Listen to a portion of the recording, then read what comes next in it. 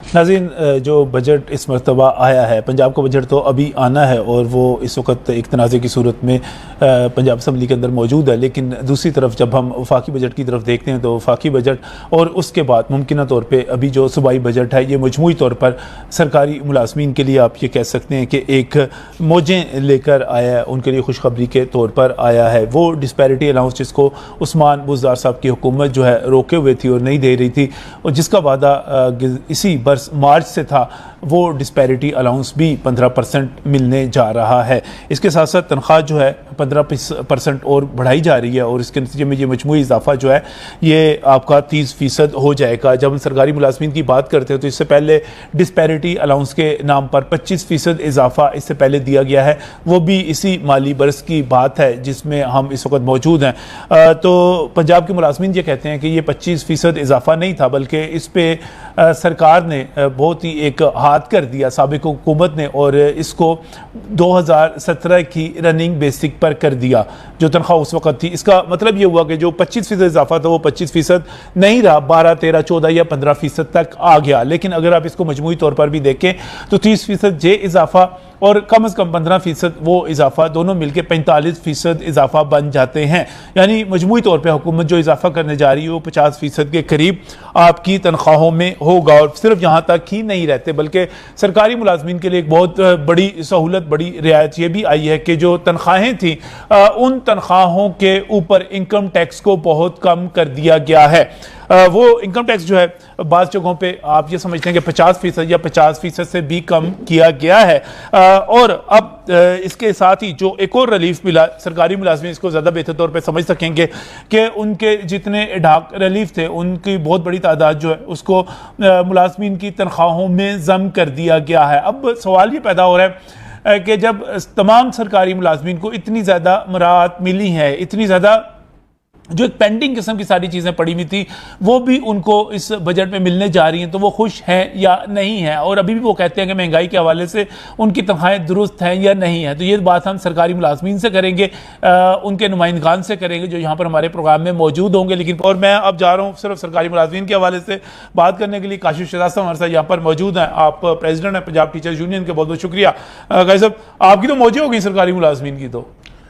बिस्मिल्लाहिर्रहमानिर्रहीम। मैं इससे पहले सबसे पहले तो मैं ये बात करूंगा कि अरसा दराज के बाद आपको पता है कि पिछले दौरे हुकूमत के अंदर चंद खास लोगों को नवाजा गया था, जिनकी 150 गुना एग्जेक्टिव अलाउंस उनको दे दिया गया था।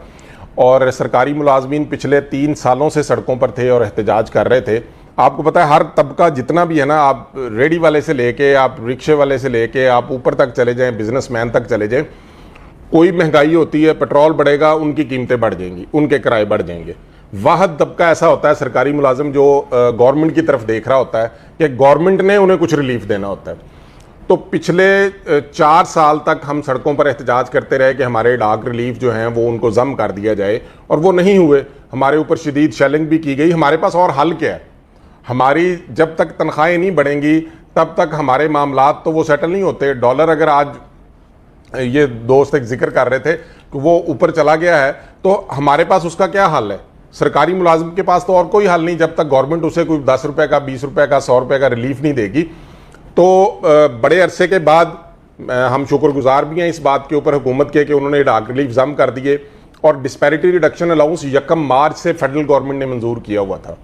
वो साबका हुकूमत ने उसको लटका के रखा, लटकाते लटकाते अब इस हुकूमत की मेहरबानी है कि उन्होंने वो डिस्पैरिटी रिडक्शन अलाउंस भी मंजूर कर दिया। और इसमें मैं एक बात क्लियर कर दूं कि डिस्पैरिटी रिडक्शन अलाउंस सब मुलाजमीन के लिए नहीं है, वो चंद महकमों के लिए है जिन महकमों के मुलाजमीन को कोई इजाफी अलाउंस नहीं मिलता, सिर्फ उन लोगों के लिए है। वो बड़ी मुश्किल से पंजाब के अंदर वो कोई 6 से 7 लाख जो सरकारी मुलाजिम बनते हैं।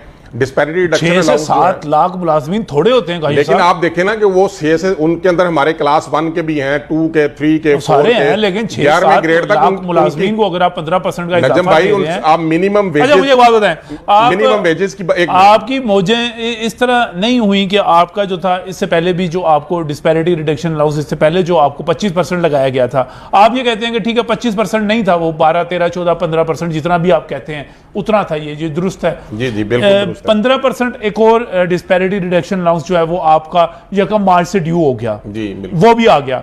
आपका एक और 15% इजाफा जो है इस बजट में आ गया, वो भी आ गया। बिल्कुल, ये तकरीबन जो है आपका 45% इजाफा तो यही बन गया। फिर उसके बाद आपका इनकम टैक्स जो था वो तकरीबन हाफ हो गया, बाज जगहों बाज मदाद में तो आधे से भी कम हो गया।